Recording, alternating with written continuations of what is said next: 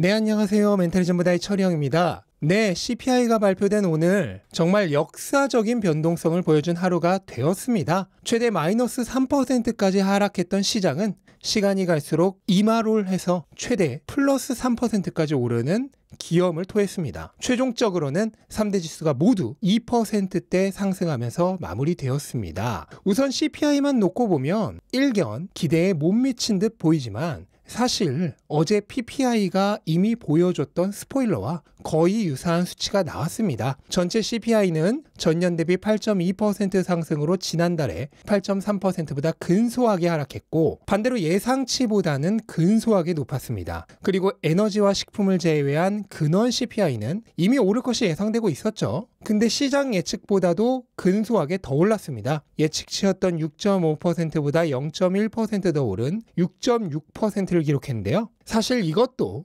예측치 내에서 그냥 오차범위라고 할 수 있죠. 전반적으로 어제 PPI가 미리 알려준 스포일러의 범위 내에서의 결과였다고 생각을 합니다. 그런데 이렇게 충분히 예상 가능한 수치가 나왔음에도 프리마켓에선 패닉이 시작되었습니다. CPI가 발표되자마자 급락을 하더니 결국 장 초반에 마이너스 3% 가까운 초급락으로 시작을 해버렸습니다. 그런데 이건 누가 봐도 이상하죠? 이미 가격이 선반영이 되어 있었고 전날 PPI가 미리 힌트를 주었음에도 누가 봐도 지나친 대응이었습니다. 제가 단톡방에서도 이 부분을 분명히 말씀을 드렸는데요. 아마도 감정으로만 투자하는 아마추어 투자자들의 집단 패닉이 원인이지 않았나 싶습니다. 하지만 장이 시작되자 분위기가 바뀌었습니다. 시간이 갈수록 말아 올려서 결국 저점부터 보면 하루 동안에만 5%가 넘는 엄청난 상승 전환을 하며 마무리되었습니다. 개인적으로는 사실 또 이렇게까지 오를 만큼의 일도 아니었다고 생각을 합니다. 아마 장 중반쯤 돼서 가격이 계속 오르자 공매도를 쳤던 물량을 회수하는 이른바 숏 커버링이 발생하지 않았을까 싶고요.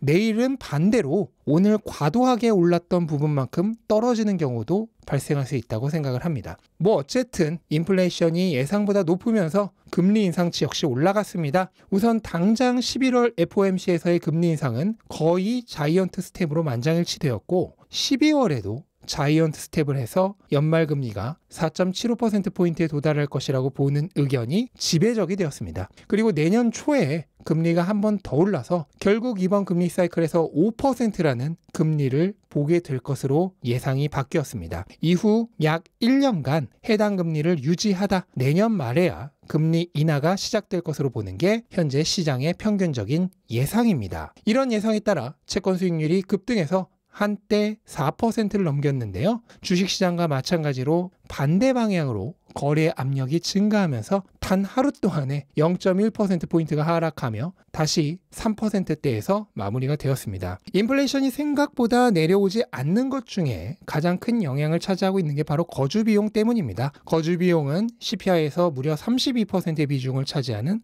가장 핵심 수치입니다. 따라서 거주비용이 하락하지 않으면 특히나 근원 CPI의 하락은 어렵습니다. 다만 최근 모기지 이자가 7%에 도달하면서 미국에서는 이미 월간 기준으로는 리먼 브라더스 사태 이후 가장 많이 집값 하락이 시작되었습니다. 이 얘기는 거주비용 역시 향후 하락할 것이란 얘기입니다. 다만 거주비용은 콜라나 초코파이 값보다는 훨씬 더 타임렉이 큰 지표입니다. 무슨 말이냐면 시간이 더 많이 흐른 뒤에야 지표에 반영되는 후행성이라는 뜻입니다. 따라서 당분간은 큰 하락을 기대하는 것은 어렵습니다. 그렇다면 연말까지도 아주 급격한 인플레이션의 하락을 보는 것은 어려울 수 있다는 얘기입니다. 적어도 향후 6개월 정도는 인플레이션 수치가 급격하게 하락하기보다는 완만하게 떨어지지 않을까 예상되는 이유이기도 합니다. 현재 언론에서는 어제 갑자기 반등한 이유를 찾기 위해 열심입니다. 실적 시즌을 앞두고 기대감에 올랐다는 사람도 있고 단순히 기술적 반등에 불과했다는 사람도 있습니다. 또 일부에서는 실업수당 청구 건수가 증가했기 때문이라고도 합니다. 하지만 실업수당 청구 건수는 어제의 인플레이션을 반박할 만큼 의미 있게 증가하지는 않았습니다. 그렇다면 결국 이유는 무엇입니까? 단언컨대 그런 이유는 없습니다. 시장을 예측하는 게 얼마나 무의미한지에 대해 저는 2020년 9월 멘탈리즘보다가 시작되었을 때부터 2년이 넘는 시간 동안 계속해서 말씀드리고 있습니다. 단기적인 시장 움직임을 예측하고 그에 맞춰 돈을 거는 행위는 룰렛을 할 때 이번 턴이 홀수냐 짝수냐에 베팅하는 거랑 완전히 같습니다. 저는 지금 트레이딩이 도박이라고 말씀을 드리고 있는 겁니다. 물론 도박사들은 얘기합니다. 도박에도 기술이 있다. 나름 확률을 올릴 수 있는 기법이 있다고 말이죠. 트레이더들이 하는 말도 완전히 똑같습니다. 차트에는 패턴이 있고 따라서 확률을 올려 돈을 벌 수 있다고 말합니다. 차트 연구의 대가였던 제시 리버모어는 미국에서 차트라는 것이 존재하지도 않았던 시절부터 스스로 차트를 만들어 패턴을 발견했습니다. 그리고 엄청난 돈을 법니다. 순수 개인 투자자로서는 역사적으로 아마 가장 많은 돈을 번 트레이더였을 겁니다. 전 세계 도박꾼 1위라는 말입니다. 말년에 어떻게 됐냐고요? 파산하고 권총자살로 생을 마무리했습니다. 도박은 결국 카지노가 이깁니다. 오늘 살아남은 도박꾼은 그저 행운의 여신이 오늘 하루 더 내 곁에 머물러 주었다는 것에 감사해야 합니다. 내일은 가차없이 나를 버리고 떠날 수 있습니다. 그 다음은 파멸입니다. 도박하려고 하지 마십시오. 저는 계속해서 끊임없이 여러분들에게 가장 확실하게 이기는 법을 알려드리고 있습니다. 그게 뭐냐고요? 너무 많이 반복해서 지겹다는 분들이 있어서 오늘은 생략하겠습니다. 처음 제 영상을 보시는 분들은 구독하고 들으시다 보면 알게 되실 겁니다.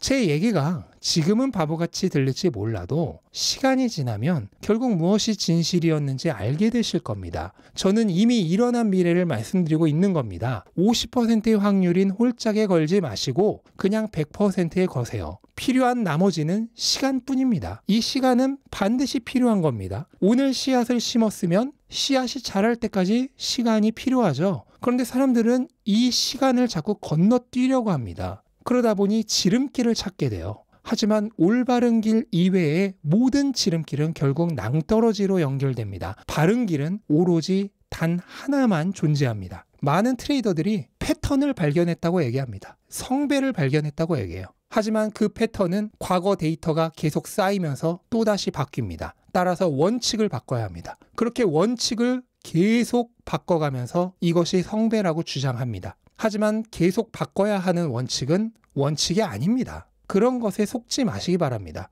저의 원칙은 딱 한 줄이죠.